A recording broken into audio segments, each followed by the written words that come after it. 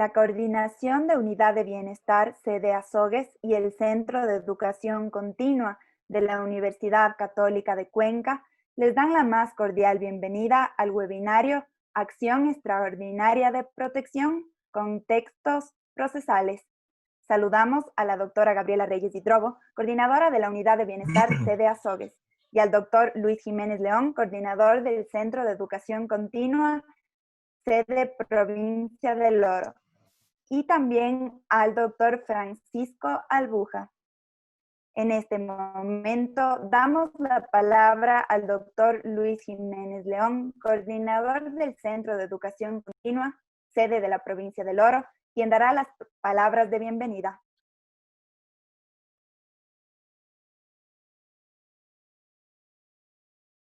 Muchísimas gracias.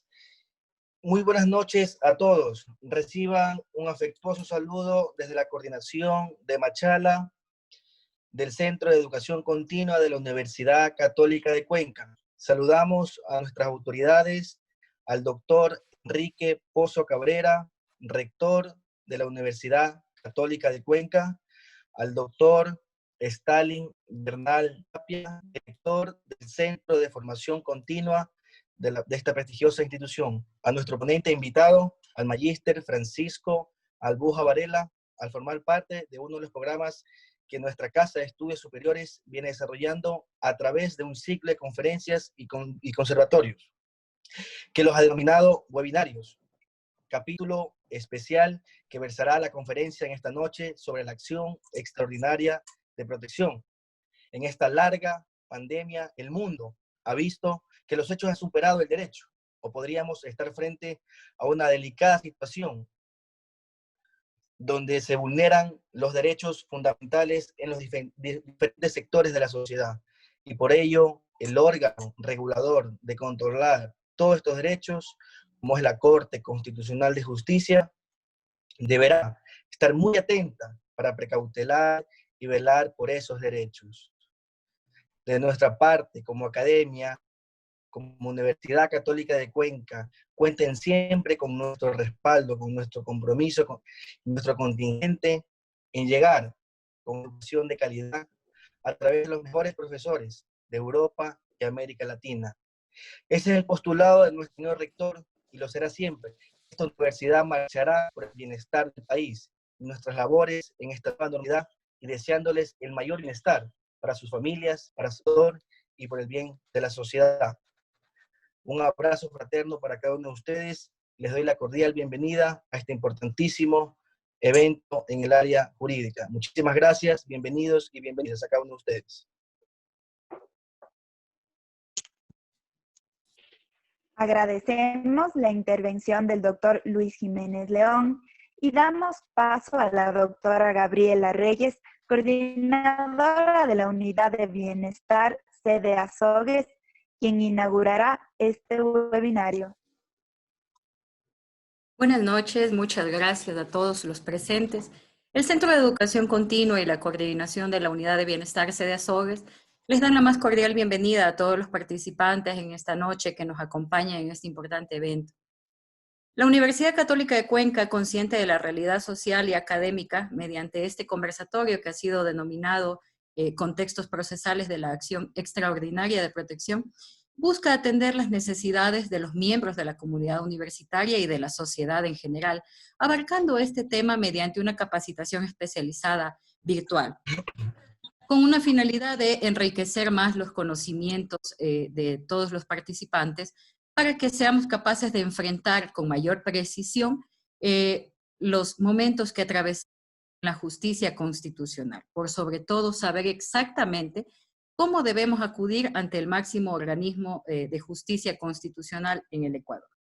El derecho es dinámico y la justicia constitucional aún más. Es sin duda una justicia en constante evolución y llena de creatividad judicial. Ha sido importante contar con la presencia del magíster Francisco Albuja, a quien agradezco su apertura y participación en este webinar, que seguramente será de mucha utilidad para todos los asistentes. Francisco, muchas gracias y bienvenido a la Universidad Católica de Cuenca una vez más. En este momento damos paso al doctor Francisco Albuja, quien es especialista superior en Derecho Procesal y magíster en Derecho Procesal por la Universidad Andina Simón Bolívar, magíster en Derecho por la Universidad San Francisco de Quito, candidato a doctor PhD en Derecho por la Universidad Andina Simón Bolívar. Es miembro activo del Instituto Ecuatoriano de Derecho Procesal y del Instituto de Derecho Administrativo y Social. Ha sido docente en varias universidades del país y actualmente colabora en la Corte Constitucional como asesor y jefe de despacho del juez constitucional. Agradecemos la intervención de la doctora Gabriela y en este momento ya damos paso al destacado doctor Francisco Albuja. Bueno, muchas gracias. Es un gusto saludarles, es un gusto poder estar presente y participar activamente con el Centro de Educación Continua de la Universidad Católica de Cuenca. Tengo también el honor de actualmente participar como profesor en uno de los programas de maestría que ofrece la universidad y sin duda alguna, como le explicaba a Gabriela, me siento muy contento, muy complacido, encantado de estar esta noche con ustedes. Un saludo para todos quienes han tenido la gentileza de permitirme ingresar en sus hogares, ¿no? En esta noche vamos a conversar algunos detalles, ¿no? Le he titulado a esta charla Contextos procesales de la acción extraordinaria de protección, porque a veces pensamos que las garantías jurisdiccionales, ¿cierto?, que existen, son asuntos profundamente técnicos y de mucha precisión o acuciosidad al momento de que el abogado litigante formula una acción. Y creo importante también darle un contexto a esta acción en el sentido de cómo es el comportamiento, cómo ha venido siendo el comportamiento de la Corte Constitucional a través de sus distintas conformaciones, ¿cierto?, en Ecuador, para llegar a ciertos puntos que merecen atención. Entiendo que en este seminario se encuentran estudiantes de Derecho, entiendo que también se encuentran presentes abogados en el ejercicio, funcionarios públicos, posgradistas, de modo que mi exposición va a intentar utilizar un lenguaje el más claro posible. Vamos a intentar ofrecerles una exposición que atienda las principales dudas, ¿no es cierto?, y aclare ciertos aspectos que esta garantía jurisdiccional tiene en nuestro país. Sobre la base de eso, entonces, estimados colegas, quisiera comenzar indicando, ustedes conocen perfectamente, que esta acción extraordinaria de protección nace a la vida con la Constitución del 2008. ¿No? No existía antes, no había forma de controlar las sentencias, los autos, las resoluciones con fuerza de sentencia, a través de un órgano que en este caso es la Corte Constitucional. Esto aparece con la Constitución del 2008. Esta es una de las garantías jurisdiccionales que existe en nuestro país, ¿no es cierto? Conjuntamente con la acción de protección, ustedes conocen muy bien la acción de habeas corpus, la acción de acceso a la información pública, el habeas data, la acción por incumplimiento, ¿no es cierto? Y la acción de incumplimiento, así como también el acceso a la información pública, que me parece que ya lo dije, y las medidas cautelares. La acción extraordinaria de protección tiene unas características muy especiales por la razón que les indico. Ha habido un tránsito, un comportamiento jurisprudencial de diversos contextos de esta garantía en el transcurso de los años. Y esto le ha dotado a esta garantía, como les decía hace un momento, de estas particularidades que de alguna manera pudieran ser explicadas desde el enfoque del derecho procesal.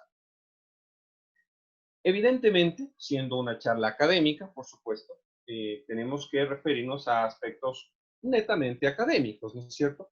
Más allá de una actual función que pudiera estar cumpliendo la entidad, los criterios que aquí se ofrecen son exclusivamente académicos, ¿no?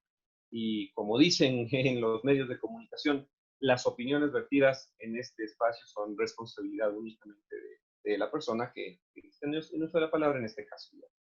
de manera que ustedes puedan contar con una visión, de alguna manera general, de esta acción extraordinaria de protección en los contextos procesales y del comportamiento de la garantía que ha tenido en los últimos años, ¿no? Siempre para quienes han tenido la oportunidad de trabajar en el sector público, mi caso es ese, ¿no? Además del libre ejercicio que también he podido participar, ustedes saben que muchas veces las instituciones intentan de alguna manera proponer fórmulas o formas novedosas, ¿no? Y sin duda alguna, el comportamiento de esta garantía tiene esa característica. Y vamos a mencionar algunos elementos para que ustedes tengan presente. Decíamos entonces que esta garantía nace con la Constitución del 2008 y nace con este afán de intentar consolidar desde el derecho procesal el Estado constitucional de derechos y justicia. Y lo que digo no tiene que ser visto como una postura política de ninguna manera, sino más bien, para quienes recuerdan, ustedes, para quienes recuerdan en efecto, recordarán que cuando se estructura este nuevo modelo de Estado, al que ya vamos a cumplir cerca de más de 12 años, ¿no es cierto? Este Estado constitucional, uno de los elementos más potentes que se intentó fijar con esto fue la determinación del organismo denominado Corte Constitucional, que reemplaza en funciones, en muchísimas funciones, al entonces Tribunal Constitucional. No vamos a entrar a estudiar o a analizar las amplísimas competencias que esta Corte Constitucional tiene, porque son muchísimas, sino más bien me interesa ofrecerles a ustedes esta visión de los contextos procesales. Y claro, esta transformación del Tribunal Constitucional en la Corte Constitucional motivó a que también se prevea un mecanismo propio, específico, para que en el nivel interno se garantice o se protejan los derechos constitucionales de las personas, principalmente de aquellos que son partes procesales en causas judiciales. Esta acción extraordinaria de protección nace a la vida con ese propósito. Nace a la vida con el propósito de, por una parte, dotarle a la Corte Constitucional de un poder muy grande, ¿no? Para poder controlar que las autoridades judiciales, en lo particular la función judicial, tenga este control y respeto a los derechos constitucionales y que en las decisiones que se emiten por parte de la función judicial no se vulneren estos derechos. Pero claro, decirlo así parece como muy general y tenemos que tener cuidado de que esta garantía, el nombre es extraordinario y sobre la base de esta extraordinariedad hemos de tocar los contextos a los que me voy a referir más adelante. Nace a la vida, la acción extraordinaria de protección, y nace como un problema, con un problema de legitimidad. La garantía, no la Corte, la garantía. Insisto que no vamos a ir a tocar temas de alguna manera políticos. Para quienes tienen recordarán que la entonces Corte Constitucional se declaró como tal para un periodo de transición. Bueno, son elementos de la historia constitucional del país que pueden ser comentados en otro momento. Pero bueno, entonces, ¿qué pasa con esta garantía? El problema y nace con un problema o un defecto de legitimidad. ¿Y cuál es ese defecto de legitimidad? Primero, el sistema de casación, el recurso extraordinario de casación, que se le había dotado a la Corte Nacional de Justicia, antes Corte Suprema de Justicia, de alguna manera todavía tenía dificultades para aceptarse. Porque era evidente, y es bastante sabido, que a la Corte Nacional de Justicia, a pesar de que es un recurso, el recurso de casación, un recurso extraordinario, un recurso formal, un recurso muy ligado a las causales, los litigantes finalmente llevaban sus asuntos a la Corte Nacional con el propósito de que en algún punto la pretensión sea atendida. El régimen casacional, que en Ecuador nace en los años 90, termina recién, o más bien, no termina de asentarse. Y claro, la Corte Nacional tenía estos problemas de asentar la lógica de la casación, la lógica de crear un recurso exclusivo para hacer el control de legalidad. Y eso le daba, sin duda alguna, la calidad de Suprema. Por eso también se llamaba Corte Suprema. Ustedes pueden hacer uso de memoria y recordar que se llamaba así, Corte Suprema de Justicia. Porque además era órgano de cierre y era el máximo de la función judicial. Entonces, viene la acción extraordinaria de protección y sobre la base de muchísima resistencia, establece esta acción extraordinaria de protección. La acción extraordinaria de protección se sobrepone al recurso de casación o a la fórmula que la Corte Nacional tenía y tiene su competencia y por lo tanto le retira la posibilidad de seguir siendo Suprema, le cambia el nombre, le ponen nacional, haciendo una referencia a la competencia en razón del territorio, ¿no es cierto? Le retiramos la calidad de Suprema y por lo tanto colocamos a la Corte Constitucional a través de esta garantía por sobre las decisiones aún incluso de la Corte Nacional de Justicia. Y ese problema de legitimidad, no crean, estimados colegas, que fue tan sencillo. Para quienes experimentamos y vivimos el cambio, varios juristas del país consideraban y la atacaban a la acción extraordinaria de protección y le decían simplemente han creado una cuarta instancia. Y estas críticas duraron muchos años. Y las críticas duraron muchos años por la razón de que no solo formalmente la Constitución crea esta garantía, sino que además la práctica de la primera Corte Constitucional, de la de transición, comienza a ratificar este criterio de que nos encontramos litigando los asuntos de la justicia ordinaria en la Corte Constitucional con un pequeño enfoque constitucional. Y claro, el comportamiento de ese contexto de la acción extraordinaria de protección hizo que durante mucho tiempo, durante varios años, se considere o descienda esta consideración de que en realidad se trataba de una cuarta instancia. En el foro se conocía así esta acción, ¿cierto?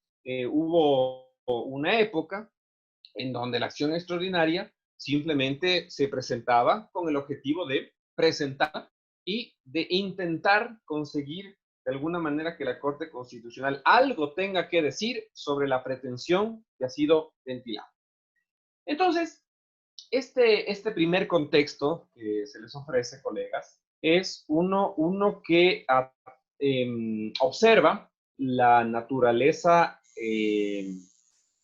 esta naturaleza, yo no quisiera usar el término cuarta instancia, porque primero, no existe la cuarta instancia en el derecho procesal ecuatoriano, pero de alguna manera el comportamiento de la Corte, como les digo, y el comportamiento de los litigantes también intentaba o daba a pensar mucho eso, ¿no?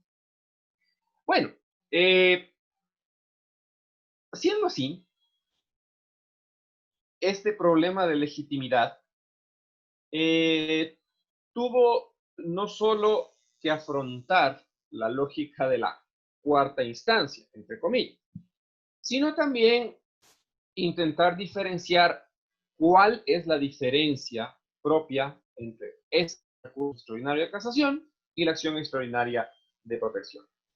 Ambas tienen en común esta palabrita, extraordinaria, pero necesitamos hacer esta división que a continuación procedo a indicar. La acción extraordinaria de protección, cuando fue creada, hubo muchos debates, ¿no es cierto? Pero al final del día primó el hecho de que la acción extraordinaria de protección sirve para proteger derechos constitucionales, vamos a entrar en materia, ¿no es cierto? Principalmente de sentencias, autos definitivos y resoluciones con fuerza de sentencia. Claro, al momento de crear esta garantía, no tuvimos,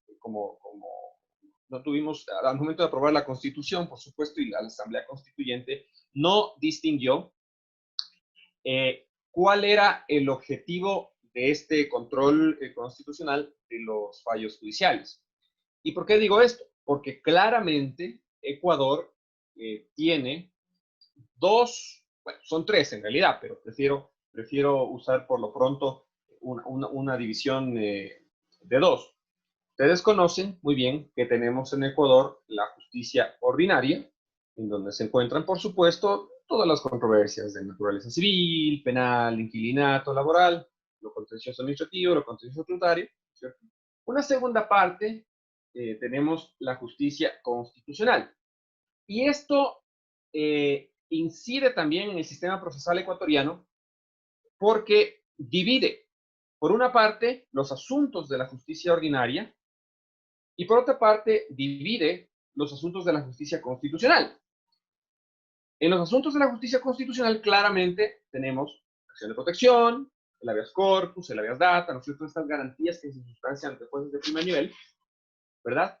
Y también tenemos que reconocer la justicia electoral, ¿cierto? Que está a cargo de la función electoral y particularmente del Tribunal Contencioso Electoral. Entonces, claramente tenemos un sector al que denominamos justicia ordinaria, tenemos un sector al que denominamos justicia constitucional y tenemos este sector que también hay que reconocer, esta Constitución, por supuesto, la justicia electoral, ¿no es cierto? Para determinar asuntos de infracciones y otros elementos propios del derecho electoral. Ahora, en esta división que acabo de hacer, la acción extraordinaria de protección es como un punto de llegada tanto de los asuntos de justicia ordinaria como de los asuntos de justicia constitucional. Y esa división es tremendamente importante desde el enfoque del derecho procesal orgánico. Los asuntos de la justicia ordinaria que se ventilan en las unidades judiciales, en las cortes provinciales, dependiendo el caso, y lo subrayo, dependiendo el caso, pueden llegar a la Corte Nacional de Justicia a través del recurso extraordinario de casación. No todo lo que se ventila en la justicia ordinaria, ustedes conocen muy bien, no todo llega a la Corte Nacional. Hay juicios que no son susceptibles del recurso de casación. El juicio monitorio, por ejemplo, los juicios ejecutivos. Pero al final del día, un juicio que se ventila en la justicia ordinaria, evidentemente puede llegar hacia la Corte Constitucional. Movámonos un momento hacia esta segunda clasificación, la justicia constitucional, propiamente dicha. La justicia constitucional, en juzgados de primera instancia, ¿cierto? Unidades judiciales, cortes provinciales, que se sustancian en este tipo de judicaturas, principalmente la acción de protección, la acción de habeas data, la acción de habeas corpus, el acceso a la información pública y las medidas cautelares. Tenemos entonces estos dos grandes bloques, ¿no es cierto? Lo ordinario, lo civil, lo penal, el inquilinato, lo contencioso administrativo, y tenemos el bloque constitucional. Al final del día, cuando nace esta acción extraordinaria, simplemente dicen para controlar, ¿verdad? De alguna manera que no se vulneren derechos constitucionales por los jueces. Y esto nos da este fenómeno que lamentablemente es un segundo contexto que podemos identificar a la Corte, que a la Corte Constitucional comenzaron a llegar mediante acción extraordinaria de protección, tanto lo de justicia ordinaria como lo de justicia constitucional. Entonces, el universo de casos que se sustancia en esta garantía comienza a crecer de una manera muy precipitada, ¿no? Muy precipitada. Y eso es algo que tal vez el constituyente Montecristi no logró prever. Porque claro, esta acción ya desde el enfoque procesal, debemos recordar que por su naturaleza extraordinaria se entiende que es una acción absolutamente residual. ¿Y qué quiere decir que es una acción residual? Una acción residual quiere decir que es la última carta, la última posibilidad por la cual, ¿no es cierto?, un juicio, un proceso judicial, una sentencia, un auto definitivo, pueda ser revisado en la sede máxima constitucional. Pero el problema, y este segundo contexto, nos lleva al primero, ¿ya? Y es que los litigantes, ¿verdad? Las partes procesales formularán los recursos y acciones que estén en el ordenamiento jurídico. Puede que en muchos casos con razón, puede que en otros tal vez no tanto, pero al final es un mecanismo previsto por el ordenamiento. Y esto generó sin duda alguna lo que debemos reconocer, un colapso y una sobrecarga procesal en la Corte Constitucional, tanto de acciones provenientes de la justicia ordinaria como de acciones provenientes de la justicia constitucional. Y sin duda alguna se produce un embudo inmanejable. Y lo digo de una manera muy objetiva, ¿no? No es una calificación subjetiva. Ustedes escuchan que a la Corte Constitucional, no a esta, a la Corte Constitucional, no a esta integración, sino a la Corte Constitucional como entidad, los juicios no salen rápido, ¿no? Las acciones no se sustancian rápido. Piensen un momento en que en todas las acciones que a nivel nacional, extraordinarias de protección a nivel nacional, recibe la Corte diariamente. Piénsenlo mensualmente, piénsenlo anualmente, ¿ya? Y a eso súmenle el resto de garantías propias de la Corte, ¿no? Entonces, este fenómeno de la acción extraordinaria, y se insiste, ¿no? El constituyente simplemente lo hizo de una manera, digamos, laxa, desde mi punto de vista, y permitió que a la Corte llegue todo tipo de casos. Enseguida pasaremos a revisar un poco del agotamiento de los recursos, que es un tema que a ustedes les debe interesar también. Pero al final del día, habiéndose agotado los recursos, a la Corte Constitucional llegaban las acciones extraordinarias de protección. En algunos casos con razón, en tal vez otros menos razón, pero que llegaban y que produjeron una saturación del sistema constitucional, eso se produjo. Y esa es una realidad evidente.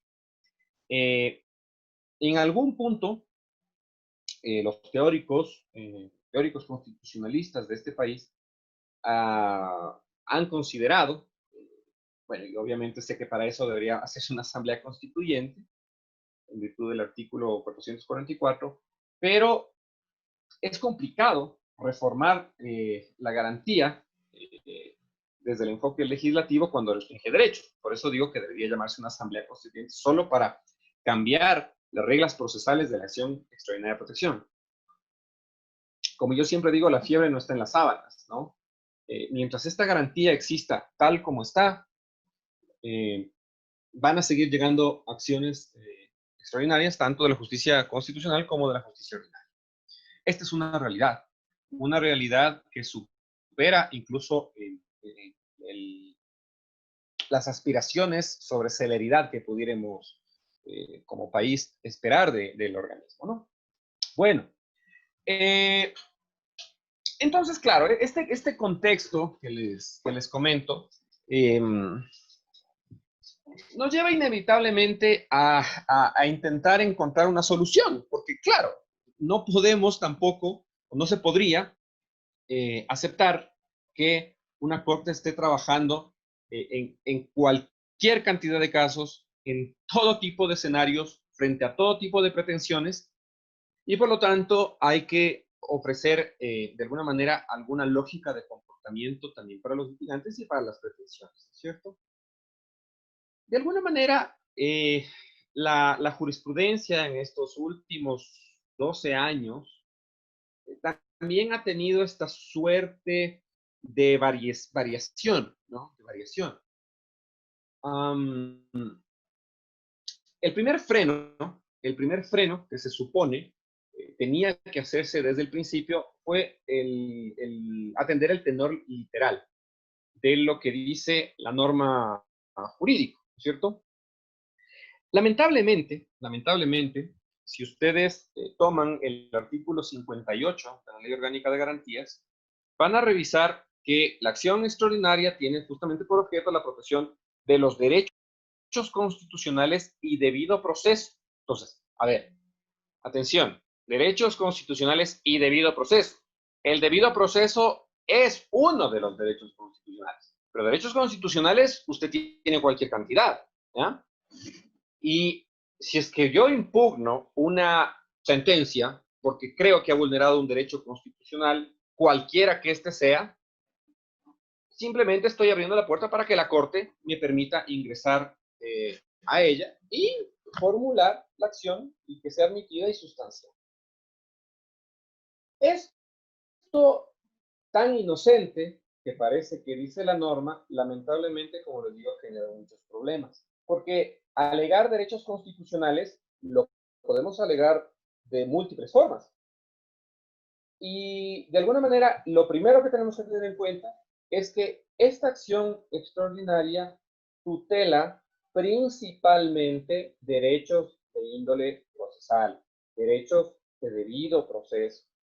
La Constitución establece muy concretamente cuáles son estos derechos constitucionales, pero de índole procesal, porque también hay derechos constitucionales de índole sustantivo, ¿cierto? Educación, salud, buen vivir, agua, alimentación, etcétera. Pero esta acción no está entendida o no debe ser entendida para la protección de derechos constitucionales sustantivos.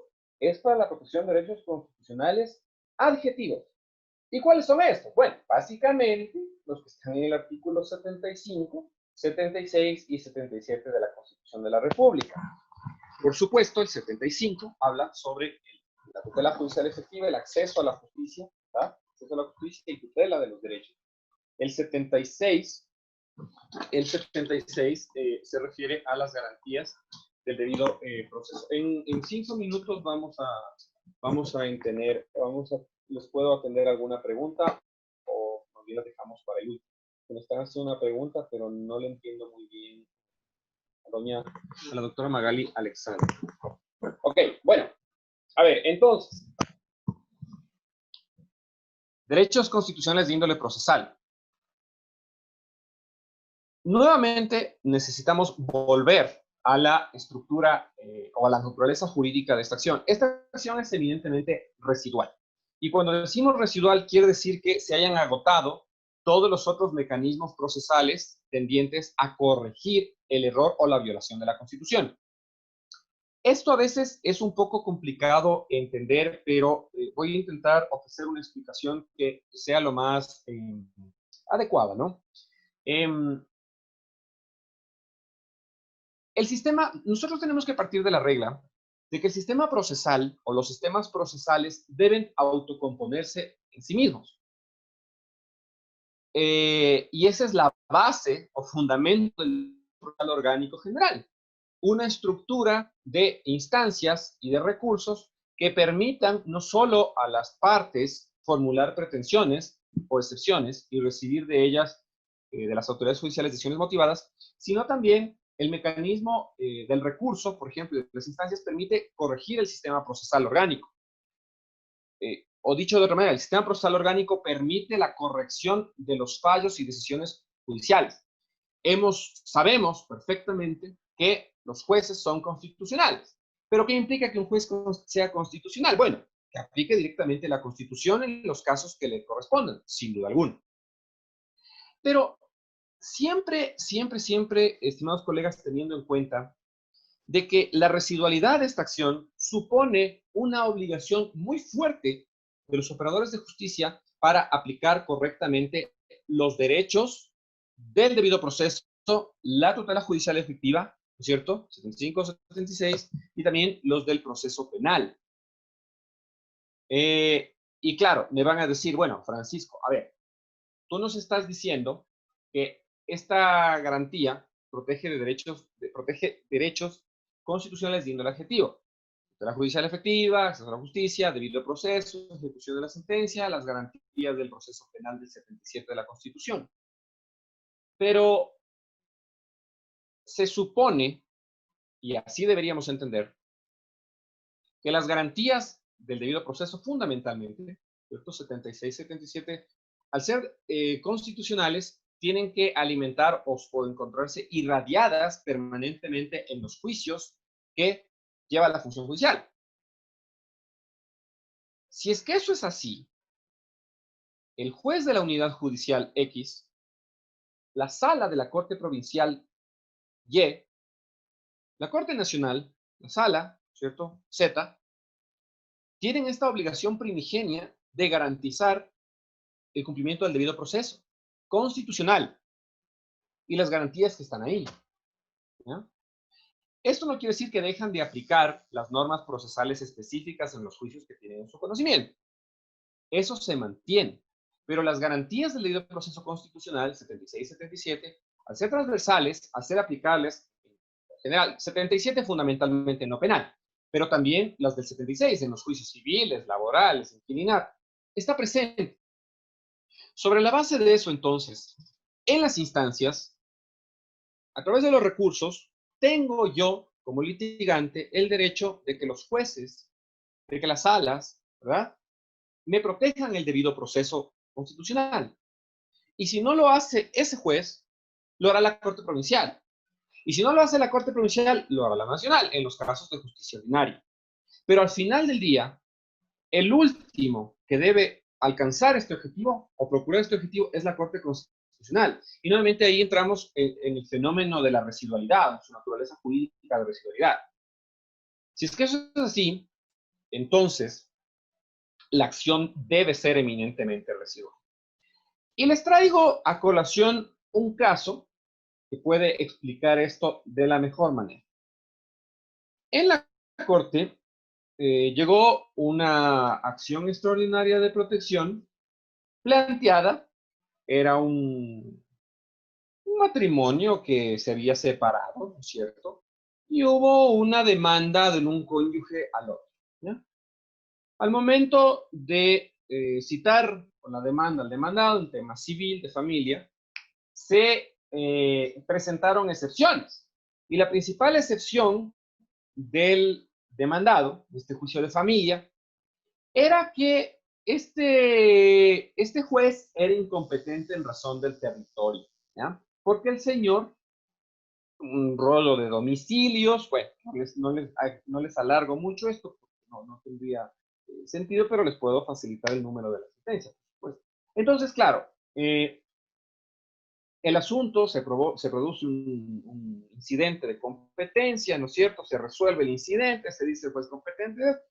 El demandado insistía, que fue juzgado por un juez que no era competente, que ya le dijeron que era competente, ¿no es cierto?, por el incidente que se resolvió. Bueno, finalmente el señor dice, a ver, a mí me asiste el derecho constitucional al debido proceso en la garantía de ser juzgado por un juez competente.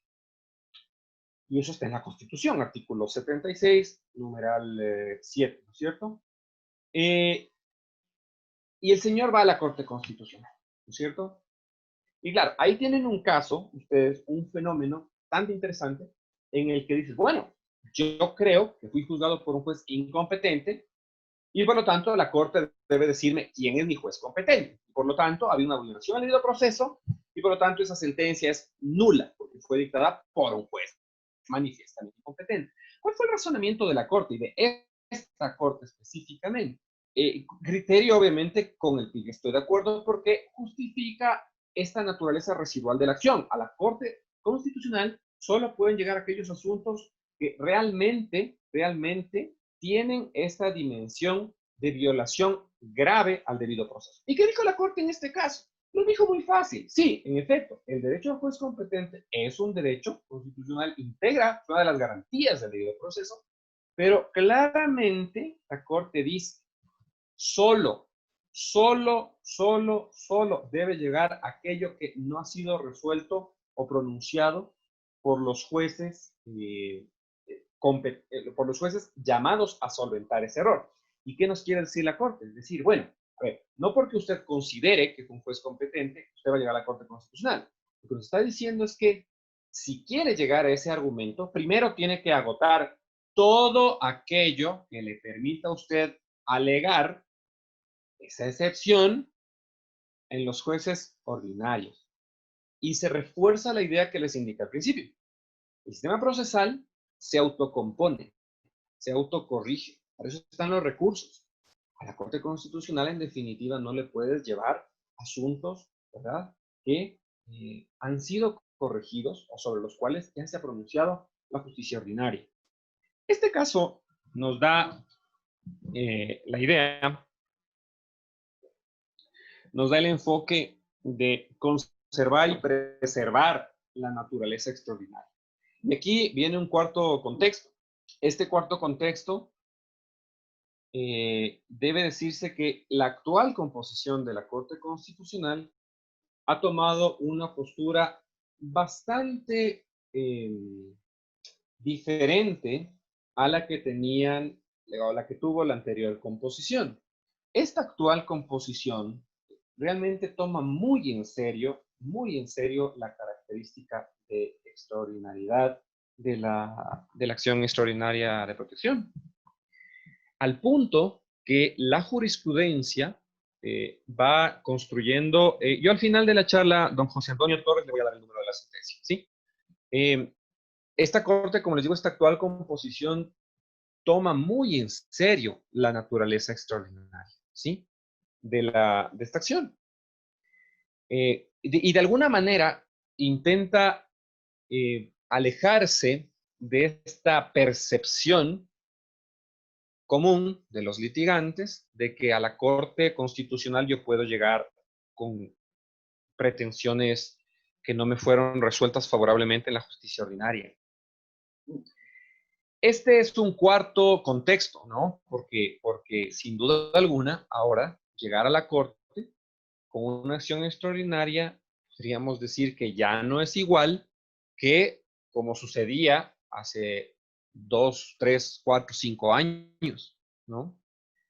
Este cuarto contexto es importante que sepan y sobre la base de eso vamos a continuar con la exposición. Entonces, bien, una garantía residual, una garantía que intenta corregir violaciones graves al debido proceso cuando estos han sido cometidos por los jueces, ¿no es cierto? O por otras autoridades que pudieran también emitir los actos que establece el artículo 58 de la Ley Orgánica, ¿no es cierto? Autos definitivos o resoluciones con fuerza de sentencia. Residualidad en un sentido bastante estricto, residualidad en un sentido incluso, no solo en la justicia ordinaria, colegas, no solo en la justicia ordinaria. No solo es que la Corte se ha vuelto muy minuciosa al momento de verificar casos que llegan desde justicia ordinaria, sino también casos que llegan de justicia constitucional. Y la razón de esto es doble, en realidad, y enseguida lo paso a explicar. Decía hace un momento que la justicia constitucional opera orgánicamente a través de las unidades judiciales, también las cortes provinciales, la Corte Constitucional y en ciertos casos la Corte Nacional, como por ejemplo los ciertos habeas corpus, ¿no? Ciertos habeas corpus. Entonces, otro argumento que les puedo ofrecer para la consideración de residualidad es el siguiente. En la justicia constitucional, ¿qué pasaba con anteriores composiciones de la Corte? Con anteriores composiciones de la Corte pasaba un fenómeno bastante particular. El fenómeno era el siguiente. Primero, cuando se dictaban sentencias de acción de protección, habeas corpus, habeas data, acceso a la información pública, ¿no es cierto? Los jueces de primer nivel dictaban sentencia, se presentaba un recurso de apelación, la provincial resolvía y inmediatamente, porque no hay recurso de casación, eso ustedes lo saben muy bien, subía a la Corte Constitucional en función de una acción extraordinaria. Curiosamente, las anteriores composiciones era mucho más abierta la posibilidad de admitir un caso de ese tipo proveniente de garantía jurisdiccional con el propósito de analizar el caso por el fondo. Ese fenómeno ratificaba, ¿no? Y ahí yo sostenía académicamente, por cierto, ¿no? que este fenómeno provocaba la lógica de la tercera instancia en la justicia constitucional. Porque claro, tenías la unidad judicial sí, la unidad judicial primera, luego la Corte Provincial segunda y llegabas a la Corte Constitucional. Y la Corte Constitucional decía, bueno, es un caso de garantías, tal vez pueda ser algo interesante, venga, admitimos la acción extraordinaria de protección. Y al final del día podían terminar resolviendo por el fondo un caso. Algo que la actual Corte llama control de mérito, sobre lo cual ya me voy a pronunciar más adelante. Entonces, claro, este fenómeno era interesante. Pero este fenómeno, como les dije hace un rato, era doble. ¿Por qué? Primero, porque el comportamiento jurisprudencial era, de preferencia, admitir las acciones extraordinarias que provenían de garantías jurisdiccionales y que la Corte podía pronunciarse sobre el fondo. O sea, ya no solo sobre derechos procesales vulnerados por la sentencia de segunda instancia, sino más bien ya ir al problema de fondo, ¿no? O sea, lo que motivó el habeas corpus, lo que motivó la acción de protección, lo que motivó el habeas data, ¿no? Pero este fenómeno era doble por la siguiente razón, porque ustedes conocen muy bien que de acuerdo a la Ley Orgánica de Garantías, todas las sentencias, ¿no es cierto?, y decisiones que en materia constitucional y jueces a nivel nacional deben ser enviados a la Corte Constitucional para el proceso de selección y revisión. ¿Y dónde está el fenómeno doble? En que, claro, las anteriores composiciones de alguna manera daban prevalencia a la acción extraordinaria de protección que subía desde ahí, ¿cierto?, de garantías jurisdiccionales, pero no se le paraba como mucho balón al sistema de selección y revisión, ¿no? Y para construir precedentes. Entonces, de alguna manera, era un comportamiento jurisprudencial muchísimo más casuístico.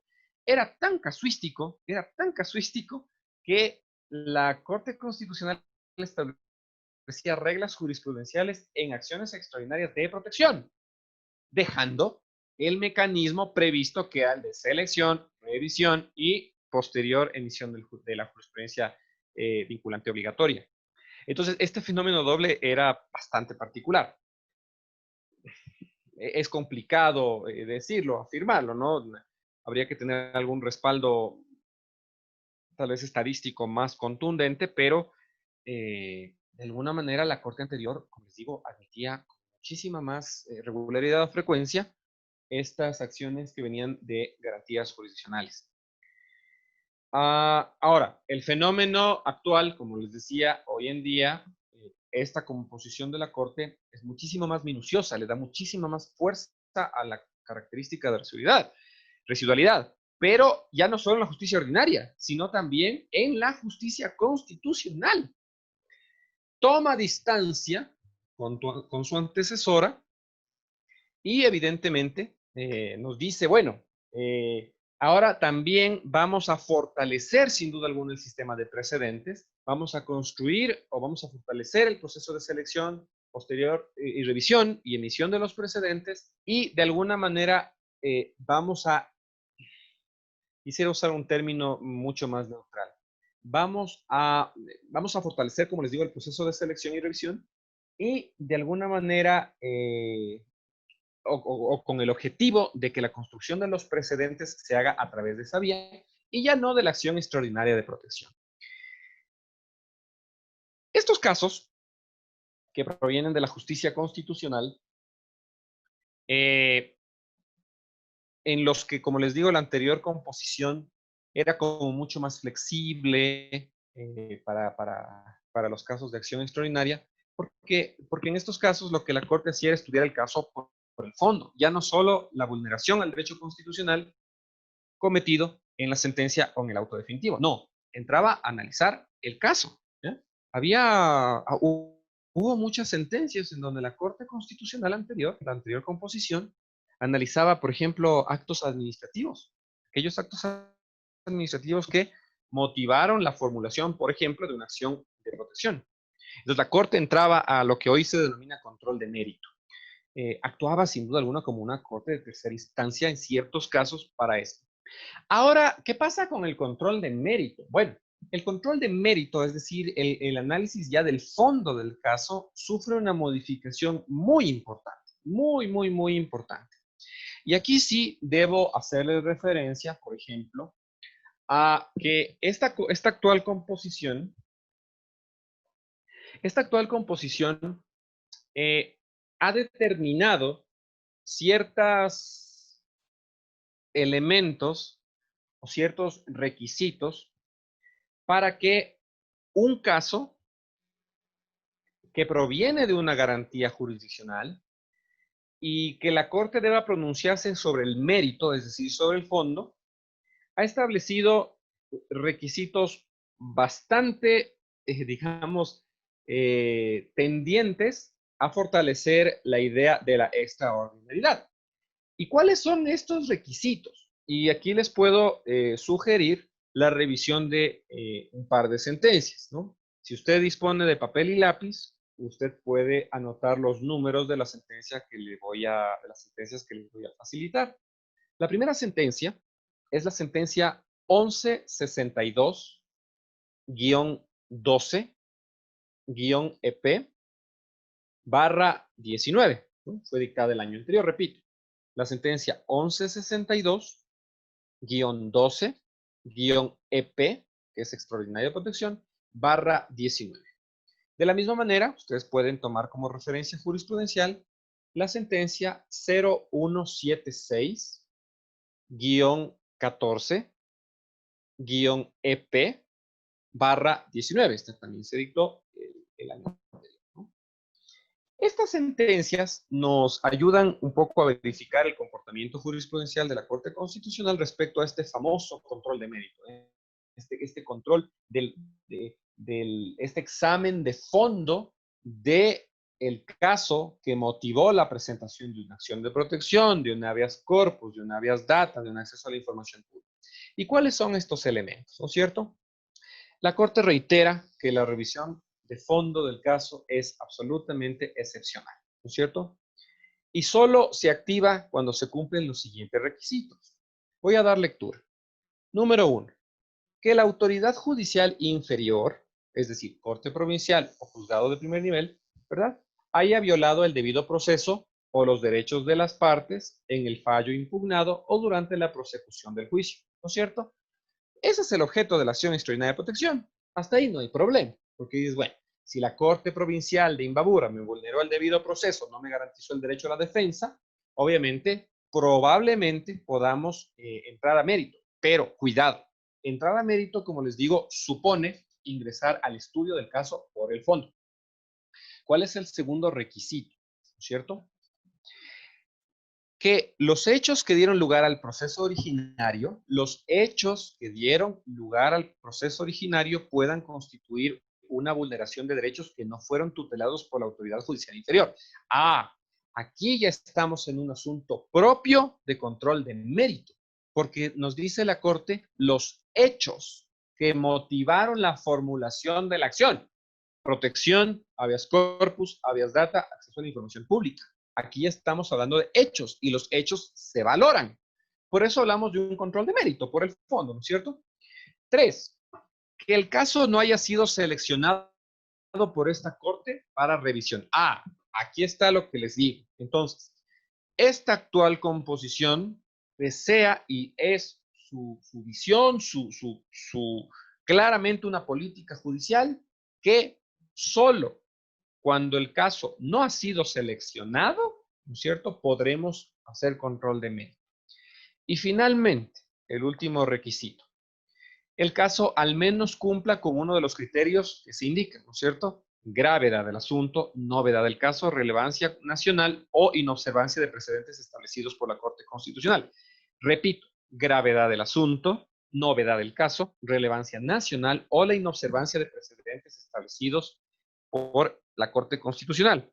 Si ustedes toman atención, estimados colegas, y ustedes tienen en sus manos la Ley Orgánica de Garantías, van a poder ver que el artículo 62 establece como puntos de verificación para admitir una acción extraordinaria en el numeral 8, justamente lo que la Corte está diciendo, ¿no es cierto? Está diciendo identificar violación grave de derechos, establecer precedentes judiciales, corregir inobservancia de precedentes establecidos por la Corte y sentenciar sobre asuntos de relevancia de trascendencia nacional.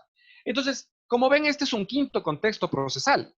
Aquí claramente la Corte nos está diciendo, muy bien, vamos a respetar y vamos a tomar la residualidad en serio.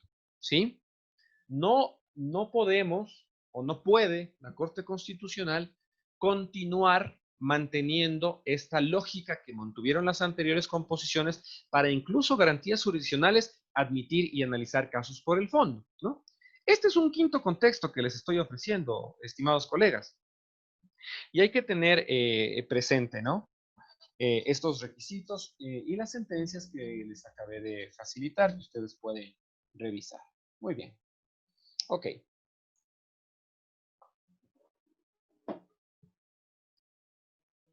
Ahora, otro asunto que fortalece la actualidad, agotamiento, a ver, perdón, hay algunas preguntas aquí. No sé si puedo contestarlas después.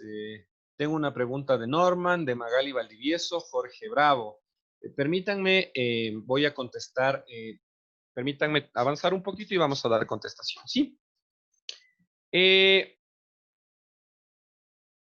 Decíamos que la residualidad también se toma en serio, digamos, usando una frase, tomamos el sartén por el mango, cuando reconocemos específicamente que una obligación de los litigantes es agotar los recursos ordinarios y extraordinarios. La fórmula de residualidad exige indubitablemente agotar los recursos procesales. Y la razón de esto es justamente lo que les dije hace 3 minutos. El sistema procesal debe autocomponerse a sí mismo, ¿ya? La Corte Constitucional no tiene la función de corregir todas las vulneraciones al debido proceso que generen los operadores de justicia. Eso no funciona porque rompe justamente su naturaleza extraordinaria en la acción extraordinaria de protección. Y el asunto de los recursos procesales es un tema que hay que tomarlo con pinzas. Porque nuestro sistema procesal es tan diverso, como les decía al inicio de esta exposición. Por una parte, tenemos la justicia ordinaria, por otra parte, tenemos la justicia constitucional. Con la justicia constitucional, de alguna manera, es más sencillo, porque finalmente, frente a la sentencia que dicta la unidad judicial, yo tengo que agotar el recurso de apelación para subir a la provincial. Eso no hay duda, pero ha habido casos, ¿no?, muy concretos, muy específicos, digamos, muy pocos, ¿no?, en donde se ha presentado la acción extraordinaria de protección directamente en contra de la sentencia de un juez de unidad judicial. Eso es absolutamente improcedente, ¿no? La Corte no te va a admitir un caso en el que no hayas agotado el recurso de apelación. Pero como les decía hace un momento, el sistema es de alguna manera un poquito complicado, porque en la justicia ordinaria, el sistema procesal, los mecanismos no son iguales para todos. Decía hace un momento que hay casos que son susceptibles de la casación, hay otros que no. Hay casos en donde, por ejemplo, yo presento mal un recurso, ¿cierto? No me permiten activar ese recurso porque lo presenté mal, porque lo presenté fuera de tiempo, y el litigante opta por presentar la acción extraordinaria de protección. No es tampoco procedente, porque el agotamiento es un asunto bastante serio, ¿no? Y depende de cada materia. La materia procesal civil tiene una lógica, la materia procesal penal tiene otra, ¿cierto? Entonces, este sexto contexto que les puedo ofrecer es tomar muy en serio el asunto del agotamiento de los recursos. No basta con decir, presento la acción directamente, por ejemplo, de una corte provincial, un juicio ordinario, presento la acción extraordinaria porque no confío en que la Corte Nacional me va a hacer justicia. Y por lo tanto, obvio de obviedad, obvio de obviar, de pasar por alto el recurso de casación, sin mayor fundamento que una apreciación subjetiva de que en la Corte Nacional no me van a tutelar mis derechos. Eso no es aceptable. Tengo que agotar el recurso, ¿no? Tengo que agotarlo. Entonces, este sexto contexto, de alguna manera, a ustedes les recuerda la importancia de agotar el recurso y de conocer específicamente frente a qué estamos. El abogado litigante debe conocer cuáles son los recursos que tiene a mano para impugnar las decisiones judiciales, y solo cuando ya no exista ninguna otra forma llegaremos a la Corte Constitucional, ¿sí? Un séptimo contexto que esta actual composición también le ha dado mucha fuerza es el asunto del objeto. Y sobre el objeto se han generado muchísimas preguntas y justamente cuando converso de esto en las clases de posgrado, en la maestría, siempre viene esta duda sobre cuándo una decisión es susceptible de acción extraordinaria y cuándo no, más allá del agotamiento de los recursos, sino exclusivamente la acción. Y ha habido un montón de decisiones judiciales que los litigantes simplemente presentan la acción porque consideran que ha habido vulneración al debido proceso. Pero el requisito del objeto es algo que la Corte Constitucional se toma muy, muy en serio. Yo no puedo impugnar decisiones judiciales que no son susceptibles de esta garantía. Con las sentencias no hay mayor problema, porque todos sabemos lo que es una sentencia, ¿no es cierto? La decisión de fondo en la que admite o acepta, ¿no es cierto? O niega la pretensión del litigante, excepto de excepción. ¿No? Pero el problema se produjo sobre todo con los autos definitivos, porque la ley y la Constitución dice autos definitivos. Esta nomenclatura no es una nomenclatura que aparezca, por ejemplo, en el COGEP, ¿no? Y el COGEP es norma posterior a la Ley Orgánica de Garantías, pero ustedes saben que el COGEP, por ejemplo, reconoce 3 tipos de providencias judiciales: sentencias, autos interlocutorios, autos de sustanciación. Esta palabra auto definitivo generó muchas dudas al momento en el foro y también, por supuesto, en la Corte Constitucional. ¿Qué es un auto definitivo? La Corte Constitucional ya ha aclarado que es un auto definitivo a través de su jurisprudencia. Pero recordar que existen ciertos autos que, a pesar de que parecen definitivos, en realidad no lo son. No todo auto, por lo tanto, no todo auto que nosotros consideremos que vulnera un derecho constitucional es susceptible de acción extraordinaria de protección. El ejemplo, digamos, típico, clásico, que se usa mucho, no solo en clases, sino en la misma corte, son los autos de llamamiento a juicio en materia penal. El auto de llamamiento a juicio, esta corte lo ha reiterado, ¿cierto? No es un auto definitivo, porque lo que hace este auto simplemente es permitir el tránsito de una etapa procesal, en el proceso penal, a otra, ¿no es cierto? Que es pasar de esta etapa intermedia a la siguiente, ¿no? Este auto no es definitivo y a pesar de eso, se han presentado acciones extraordinarias de protección, ¿no? Otro tipo de auto muy común que se ha erróneamente confundido como definitivo son los autos que se expiden en la fase de ejecución de la sentencia civil, ¿no es cierto?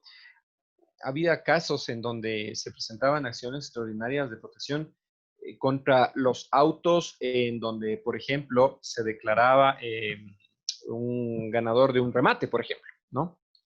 Entonces, claro, los autos de la fase de ejecución de la sentencia civil, por su naturaleza, no ponen fin al proceso. Y una de las características de un auto definitivo es que ponga fin al proceso, entre otros, ¿no?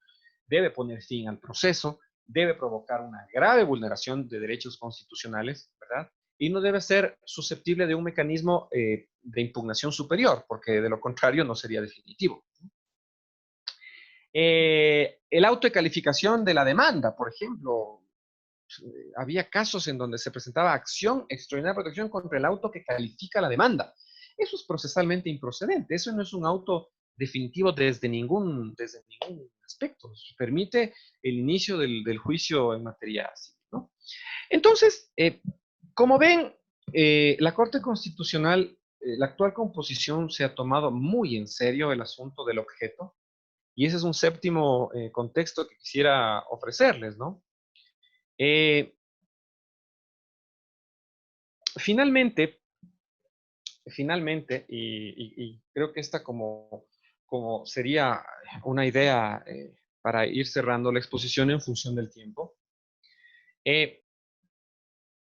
¿cómo actúa o cómo debe actuar la Corte Constitucional en estos nuevos contextos? Bueno, Primero, y un octavo contexto que les puedo ofrecer, es que la Corte, esta actual composición, ha tomado una postura de volver excepcional el principio de preclusión procesal. Y la Corte ha optado por alejarse de un precedente emitido por la anterior composición. La anterior composición nos decía que cuando una acción extraordinaria de protección ha sido admitida, inevitablemente hay que pronunciarse sobre el fondo, ¿ya? Entonces, de alguna manera respetamos el criterio de la sala de admisión y por lo tanto pasamos a la fase de sustanciación.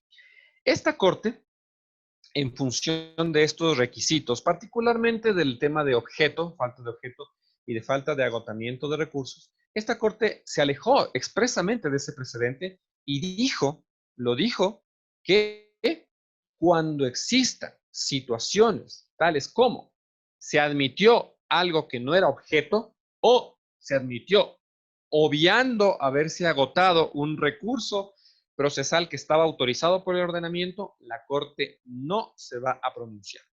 Ustedes pueden generar el debate que mejor consideren sobre esto.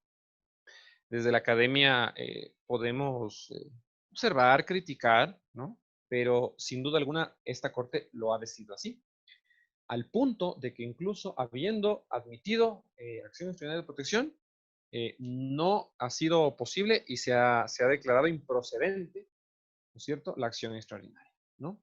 Rompiendo el principio de preclusión. Como les digo, esto es algo que ustedes lo pueden debatir, es algo que se debe analizar desde el enfoque académico, pero que al final del día tenemos que acatar, porque el máximo órgano así lo ha dicho, ¿no? Finalmente, ¿qué me gustaría, con qué idea me gustaría cerrar? Bueno, hay muchos contextos, ¿no? Y muchos contextos más, pero en razón del tiempo vamos a ir cerrando con las siguientes ideas. A pesar de que una acción extraordinaria de protección de alguna manera hoy en día resulte algo, digamos, más complicado de presentar, esto no quiere decir de ninguna manera que esta acción se ha vuelto imposible, ¿no? Como lamentablemente se habla en el mundo del foro, ¿no? Tampoco tenemos que pensar o aceptar que ahora presentar una acción extraordinaria es una de las cosas más complicadas. No va por ahí, de ninguna manera.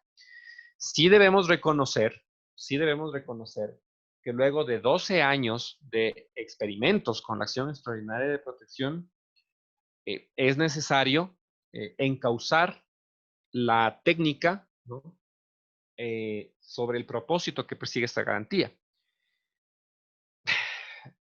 Es complicado en el sentido de que uno de los principios que rigen las garantías jurisdiccionales es la informalidad. Claramente esta acción no es informal, no es informal. Plantear una acción extraordinaria de protección es un ejercicio muy sesudo, tiene que ser meditado y tiene que ser analizado de manera muy, muy específica.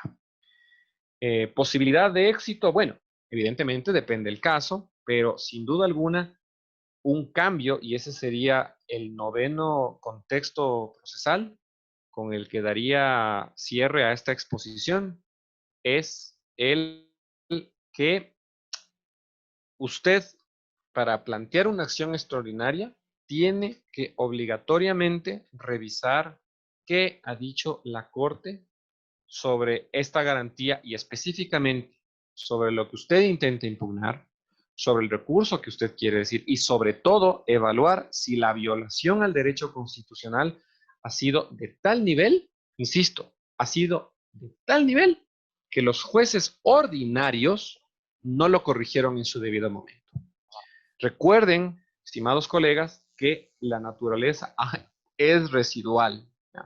Ya no podemos darnos el lujo de presentar una acción por presentar, porque definitivamente la Corte Constitucional en el proceso de admisión, como les digo, se toma muy en serio el asunto de esta característica. Entonces, de alguna manera, les he ofrecido algunos contextos en la hora que hemos estado acá. Estudiarle a esta acción es muy interesante, muy entretenido porque hay cualquier cantidad de información.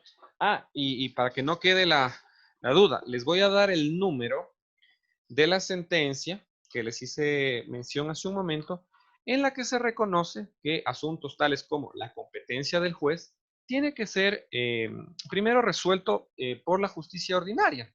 No podemos llegar con un argumento baladí a la Corte Constitucional. La sentencia que les indico, enseguida les digo, por favor, un segundito, estaba por aquí.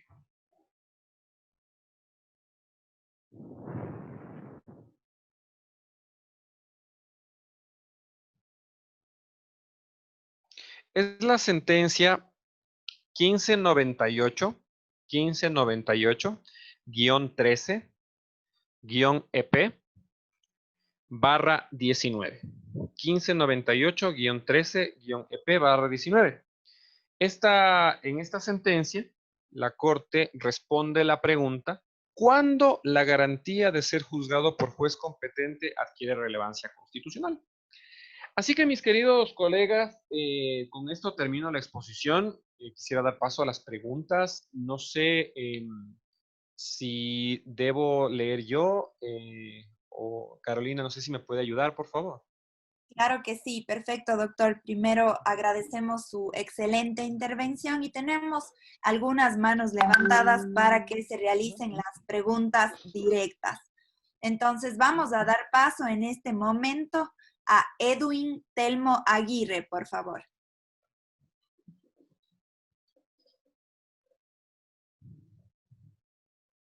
Ya tenemos contacto con el señor Aguirre. No sé si por favor puede encender su micrófono para realizar su pregunta.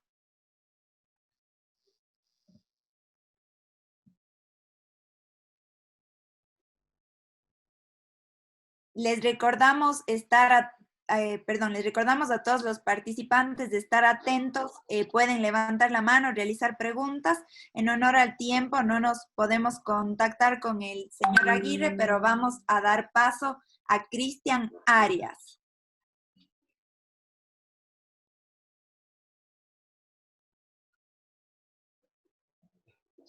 Ya tenemos contacto con Cristian Arias. No sé si puede encender su micrófono para realizar la pregunta. Hola. Buenas noches. Buenas noches, doctora. Doctora Bruja, buenas noches. Hola, Cristian, ¿cómo Primeramente, estás? agradeciéndole por la explicación que nos da el día de hoy acerca de esta interesante acción extraordinaria de protección. Doctor, mi pregunta va encaminada en que usted manifestaba que efectivamente la justicia, existen tres, llamémoslo así, rangos de justicia, ¿no es cierto? La justicia ordinaria, la justicia constitucional y la justicia electoral, basándonos netamente en lo que era la justicia constitucional y la ordinaria, ¿verdad? Refería Sí. que la acción extraordinaria de protección debería encaminarse netamente a lo que son las acciones constitucionales, ¿verdad? Lo que son las garantías, las diferentes garantías que existen para evitar lo que sería la conglomeración de casos dentro de la Corte Constitucional. Ahora, doctor, usted también nos manifestó, y es de conocimiento de los profesionales del derecho, que efectivamente los juicios o los procesos de materia ordinaria están realmente embestidos y estructurados en base a garantías de un debido proceso, que también son garantías constitucionales, ¿no es cierto? Es decir, efectivamente están estructurados, diría yo, así esqueléticamente como unas garantías de un debido proceso. Eh, entonces, ¿usted qué opina en este sentido? ¿Es procedente que estas sentencias de índole ordinaria eh, lleguen a la Corte Constitucional a abaratar, efectivamente, a llenar el trabajo de la Corte Constitucional? ¿O usted creería que debería haber una forma específica, llamémoslo, o tal vez un filtro para poder llegar a la Corte y evitar que estas sentencias de la índole ordinaria lleguen de esa forma. ¿Qué opina usted? Gracias, Cristian. Sí, es la pregunta del millón. Aló. Es la pregunta. Cristian acaba de hacer la pregunta del millón. ¿Cómo? Primero, a ver, voy a responder. Primero, ¿estoy o no de acuerdo que haya acción extraordinaria de protección respecto a decisiones de justicia ordinaria? La respuesta es sí. Sí creo que debe haber. Y sí creo que debe haber por la naturaleza de esta garantía. Porque la Corte Nacional también es un órgano que responde a la Constitución, ¿ya? ¿Quién controla constitucionalmente a los jueces, no?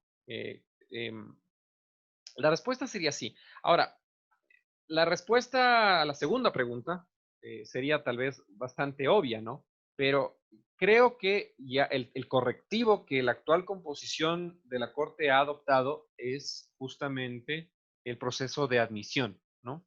Es ponerle tanta atención al proceso de admisión, de alguna manera intenta que no todo llegue a la Corte Constitucional.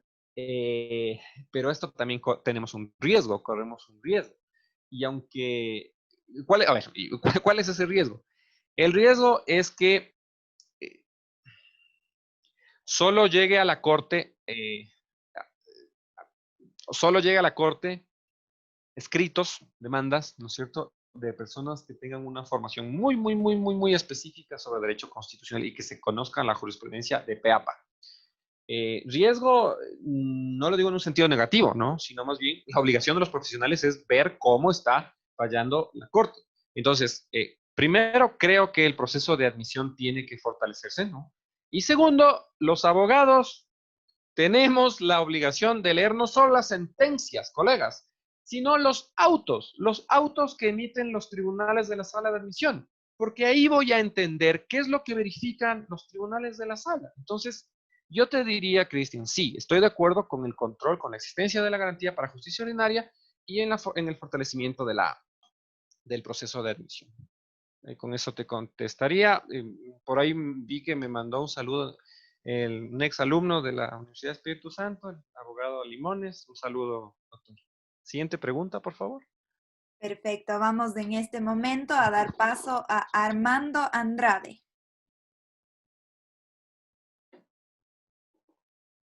Buenas noches, doctor Francisco Albuja, un gusto saludarle. Me suscribo, doctor, a una inquietud manifestada también por el doctor Segundo Vélez. Me suscribo a esta ponencia que él hace aquí en el chat. Él hace referencia acerca de las violaciones que usted señala y se dan a diario a nivel del país en absolutamente todos los órganos jurisdiccionales. Pero por lo menos en materia de derechos fundamentales, los jueces deberían tener otra actitud, es decir, deberían tener mayor conocimiento en materia constitucional, porque ese es el gran dilema. Al, por ejemplo, dar fallos equivocados y de alguna forma saturar las instancias superiores. Entonces, en este orden de ideas, doctor, la Corte Constitucional, aparte de corregir los disparates que dan como sentencia algunos jueces, disculpe el término, pero debería por lo menos también ordenar algún proceso disciplinario para ir resarciendo o ir enmendando este tipo de problemas que se evidencia en la aplicación diaria del derecho. Entonces, de esta forma, buscar una solución. Esa es mi pregunta, doctor. Gracias. Sí, gracias. En efecto, miren, el problema, como les digo, la fiebre no está en las sábanas, ¿no? La fiebre no está en las sábanas. Por una parte, intentamos que a la institución llegue solo aquellas vulneraciones graves en consideración o en síntesis de que el sistema procesal se debe autocorregir. Pero no podemos, por lógica, crear más instancias para que cada vez se vaya fortaleciendo. Miren, yo personalmente reconozco el esfuerzo de muchos jueces de primer nivel, ¿sí? A la Corte llegan sentencias excelentes, ¿no? Con medidas de reparación muy novedosas, ¿no? Y claro, por la apelación quedan sin efecto. Pero claro, el abogado litigante lo vive día a día. Y tampoco es que los señores jueces la tienen muy sencilla, pues es una cosa de casos tras casos, ¿no? Yo en algún punto pensé que tal vez una opción pudiera ser crear, es una opción y como teórica, criticable, lo que usted desee, pero creo que una posible opción sea crear, muchos detractores me dirán, Francisco, estás loco, ¿cómo se te ocurre? Pero bueno, procesalmente hay los elementos. Juzgados de naturaleza constitucional, ¿no? De primera instancia, y no mezclar o dotarles a los jueces de esta jurisdicción momentánea, que por sorteo, yo soy juez de inquilinato y me toca un habeas data, y me conozco muy bien la ley de inquilinato, pero tengo que hacer habeas data. Entonces, la sobrecarga judicial es un problema, ¿no? Estoy consciente de lo que usted me dice, no estoy tan a favor de crear más órganos de supervisión orgánica, ¿no es cierto? Otro recurso, una apelación, la apelación, porque le vamos a saturar el sistema. Además, los abogados, mientras más recursos haya, mejor. Así que si es que hay otro recurso adicional, igual lo he de poner, ¿no? Pero esta corte, de alguna manera, ha intentado frenar un poquito eso. Sobre llamar la atención, híjole, ahí estamos en otro problema. Acuérdese usted que en garantías jurisdiccionales, el caso Indulac, ¿no es cierto? El precedente jurisprudencial obligatorio del caso Indulac, usted puede, si tiene dónde apuntar, apúntelo por favor.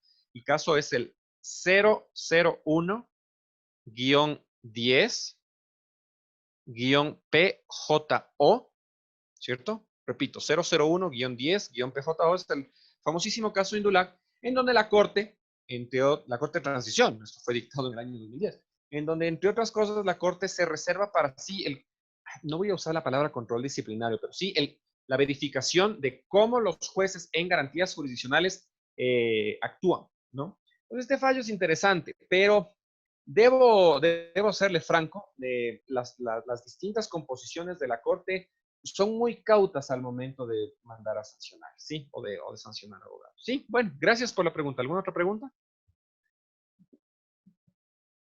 Doña Magali está insistiendo. No sé si le podemos atender a ella. No sé, Carolina, aquí hay una pregunta de Magali Valdivieso.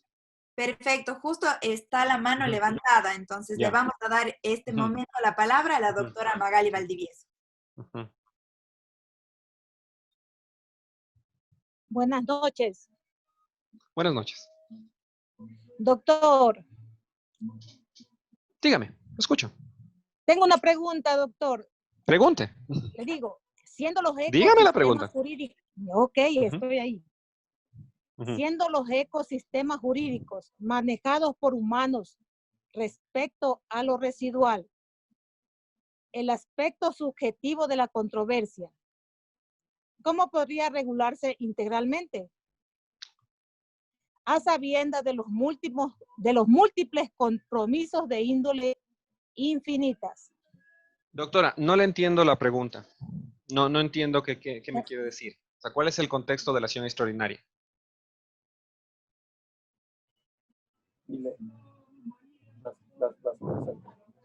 No sé si me aclara, por favor, en el contexto de la acción extraordinaria, porque no se entiende la pregunta.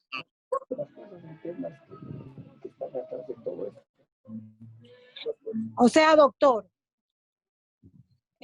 hablamos acerca de los aspectos residuales, ¿se acuerda? La característica residual de la acción extraordinaria, ¿ya? Ajá. Y mi pregunta es, los jueces son humanos, ¿cómo actúan en ese aspecto? Pero en el contexto de la acción extraordinaria. Claro, por supuesto. O sea, ¿cómo deben actuar los jueces? Los jueces tienen que emites la sentencia, Ajá. si es que hay una apelación, subirá, ¿no es cierto? Hay que agotar el recurso. Entonces, ¿de quién depende la residualidad? ¿De quién depende, doctora Valdivis? La residualidad no depende del juez.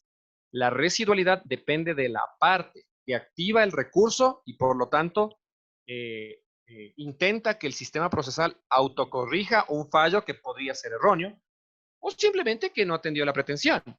Pero la residualidad no es un asunto del juez. La residualidad es un asunto de la parte o del litigante. ¿Ok? Gracias, doctor. Listo, gracias. ¿Otra pregunta? Perfecto, sí, tenemos levantado la mano del señor Segundo Vélez, por favor.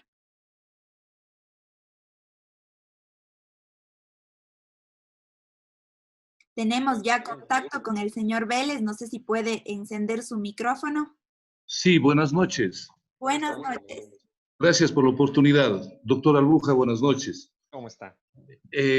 Mire, realmente sin tener el espíritu de abogado en libre ejercicio profesional de denunciante a los jueces, porque tampoco podemos señalar en su totalidad. Así es. Pero frente a un contexto y a una realidad nacional, doctor Albuja, para la mayoría de los ecuatorianos, no es ajeno lo que está sucediendo en la función judicial del Ecuador. Usted mismo ha acabado de señalar que me parece una irresponsabilidad, a mi juicio, de que el Consejo de la Judicatura haya otorgado a todos los jueces la facultad de conocer asuntos constitucionales, porque bajo el argumento que inician siendo constitucionales todos los jueces. Me parece eso una cosa traída de los pelos. Cada profesional del derecho responde por una materia específica, si así lo desea. Muy pocos son todólogos en el país. Siendo así, doctor, yo creo que es una manera prudente y la Corte Constitucional, investida de toda esa facultad de máximo organismo de control constitucional, debería hacer una recomendación al Consejo Nacional de la Judicatura. Y adicionalmente, doctor, perdóneme la sugerencia, frente a estas inequidades en muchas ocasiones en juzgados comprometidos, cortes comprometidas con empresas, con demandados, etcétera, dictan sentencias que realmente dan cólicos psicológicos. Y es evidenciado, creo yo, en la mayor parte de veces por la Corte Constitucional. Debería, decía yo, que la Corte Constitucional adoptar esas dos recomendaciones. La una, al Consejo Nacional de la Judicatura, y segundo, optar por una sanción a aquellos jueces que de manera flagrante violan derechos fundamentales, que ya no puede ser permitido que soportemos ya esos embates solo en justicia ordinaria, pero no tampoco ya en lo más fundamental que tiene el Estado. Gracias, doctor, por su atención. Gracias. Sí, sí, en efecto. Bueno, no sé si vía jurisprudencia. Como le digo, mire, es una postura que merece ser estudiada, analizada con cuidado.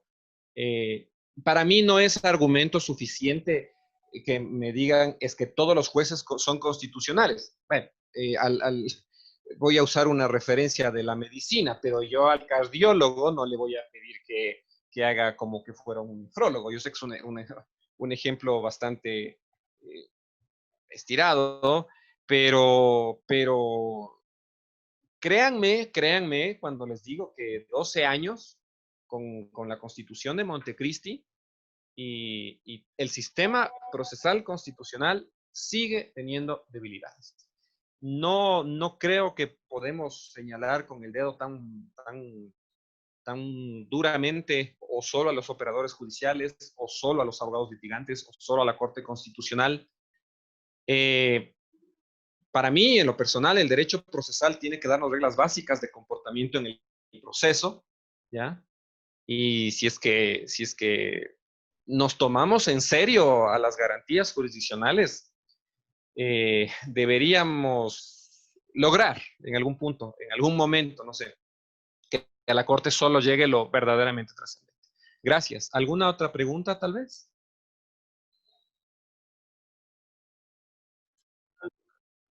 Sí, doctor, tenemos por acá a José Alejandro Reina, por favor.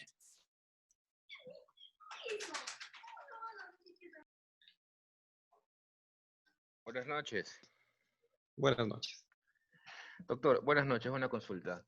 Si es inadmitido el recurso extraordinario de protección por la Corte Constitucional, alegando los artículos 62 de la Ley Orgánica de Garantías Constitucionales y el artículo 23 de la codificación del reglamento de sustanciación de procesos de competencia de la Corte Constitucional, ¿es posible motivar nuevamente el recurso ante la Corte Constitucional subsanando lo necesario? Gracias. Es una muy buena pregunta, es una excelente pregunta. Y la pregunta se fundamenta en la naturaleza de la cosa juzgada, ¿no? Al final del día, estimado doctor, me gusta, buena pregunta, me gustó. Los recursos procesales, aun cuando la norma jurídica no te lo dice, se supone que son de único intento, ¿no? Entonces, claro, si yo presento una vez una acción extraordinaria y me inadmiten porque estuvo mal presentada, la pregunta que nos hace el colega es, ¿puedo volver a presentar una vez que me inadmitieron? Definitivamente la respuesta es no.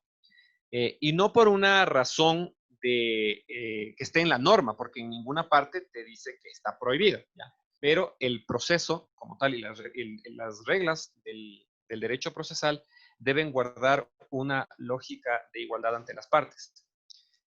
Número uno. Número dos, usted sabe que si presenta una acción dentro del término que está previsto en la norma, la Corte lo califica en función del término dentro del cual usted lo presentó. Si es que usted presenta una nueva acción, definitivamente ya está fuera de término, porque la resolución de la primera demanda no interrumpe ningún término posterior. Entonces, si usted me dice, oh, me equivoqué, quiero presentar nuevamente, la respuesta es negativa, porque está fuera de tiempo, ¿no? Excelente pregunta, buena pregunta. Muy bien. ¿Alguna otra inquietud? Perfecto, sí, tenemos dos manos levantadas más. Acaba de bajar la mano José Alejandro Reina, no sé si es que sigue por ahí, pero bueno, recordamos a todos los participantes que para realizar las preguntas tienen que ingresar con su nombre y su apellido. Ya no tenemos manos levantadas, no sé, doctor, si quiere leer algunas preguntas o que le ayude leyendo. A ver, déjeme ver. Había una interesante por aquí. ¿Dónde está? A ver. Híjoles, que son largas las preguntas algunas. Aquí está la que me hizo José Alejandro Reina. Inspector del trabajo. Híjoles, son bastante largas, colegas.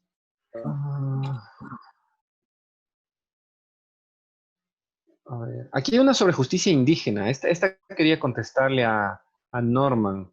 Dice, ¿la justicia indígena es parte de nuestro ordenamiento jurídico? Sí. ¿De forma paralela a la justicia ordinaria? Sí. En su criterio, las resoluciones de las comunidades indígenas en el evento que se violentaran derechos constitucionales son susceptibles de revisión mediante acción extraordinaria de protección. Claro, la acción extraordinaria contra decisiones de justicia indígena. Entonces, esa pregunta está contestada desde la ley, ¿no? Sí. También vi una buenísima. Me preguntaron si el auto en materia penal, el auto de sobreseimiento es definitivo. Esa es una muy buena pregunta. No sé quién me la hizo, pero la respuesta, verá, aquí hay un problema. Aquí, para responderle esa pregunta, yo le sugeriría que revise los autos de admisión específicamente que ha sacado la actual composición de la Corte. Un auto de sobreseimiento genera cosa juzgada, permite una nueva investigación. Esas son las primeras interrogantes que tiene que hacerse usted antes de tomar postura de si en efecto es susceptible o no.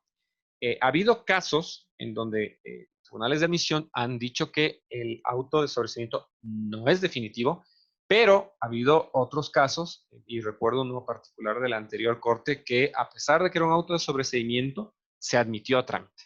Se admitió a trámite y porque dijeron que ese era objeto. Ese es un buen tema para estudiarlo desde el enfoque teórico, académico, y si usted hace un posgrado en algún punto y le gusta el tema, está chévere. Sí.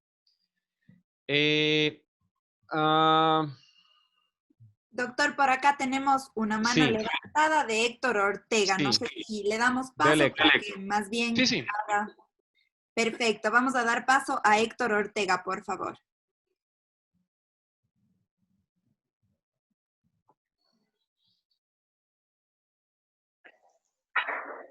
Doctor, Sí. Buenas noches. buenas noches, ¿cómo están? ¿Cómo Doctor, le va? en el caso de que existe un juicio en primera instancia, juicio laboral en primera instancia, Ujú. la sentencia sale favorable para mí. La parte demandada interpone un recurso de apelación. Yo no me Ya. adhiero al recurso. Ujú. Llega hasta casación. Y en Ujú. casación, la sentencia es favorable para el demandante, para el demandado, Ujú. perdón. Ujú. Hay un desistimiento tácito, por lo que yo no me adherí al recurso.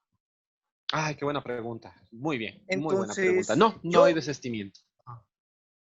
yo podría presentar una acción extraordinaria de protección. Sí puede. Sí puede. Está autorizado porque la única condición es que es parte procesal. No sucede el fenómeno que pasa en el recurso extraordinario de casación, que hay ciertas reglas. Uno puede presentar el recurso de casación.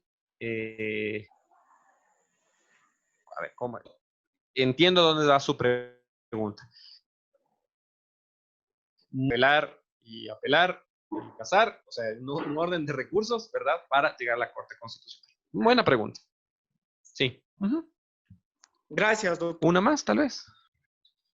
Perfecto. Ahora sí, vamos a dar paso a Norman Pardo y como la última pregunta. Vamos. Sí, buenas noches, doctor Albuja.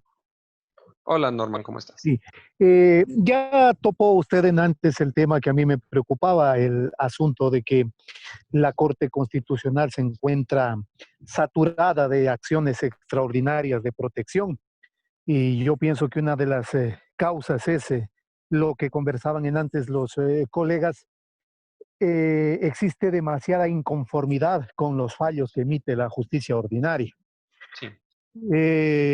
Pero topó usted también una posible solución, el hecho de que se debe designar jueces constitucionales.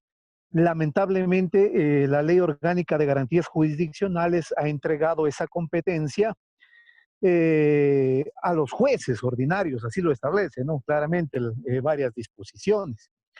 Pero yo considero que ahí sí se cometió un error y ahí me gustaría escuchar su opinión desde el punto de vista académico.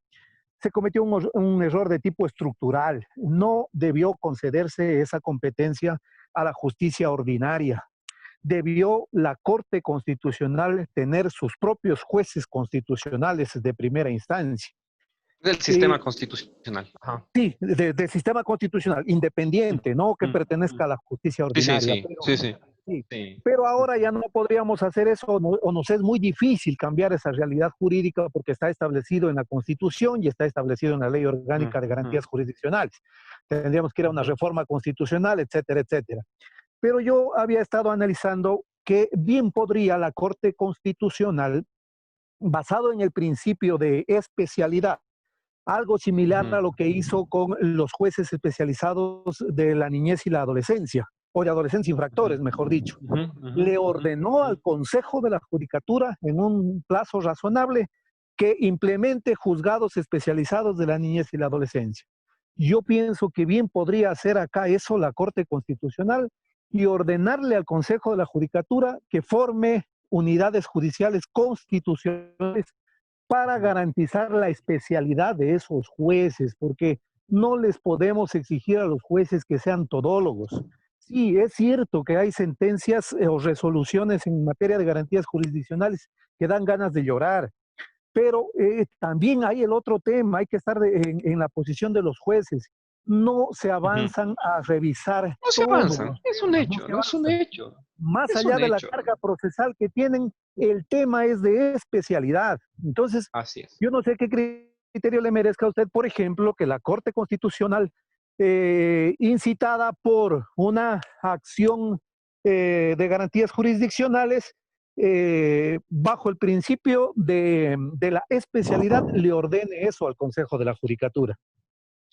Ahí viene, gracias por la pregunta. Ahí viene nuevamente en derecho hay una especialidad que es las políticas judiciales, ¿no? Y como bien dice el ejemplo, claro, en algún punto ustedes recordarán que los juzgados civiles fueron dividiéndose, ¿no es cierto? Apareció la niñez y adolescencia, apareció los derechos del tema laboral, apareció el inquilinato, apareció la familia, y claro, ahora es mucho mejor. Yo como procesalista que me considero ser por mi formación profesional, académica, yo comparto a veces las ideas de la especialidad, ¿no?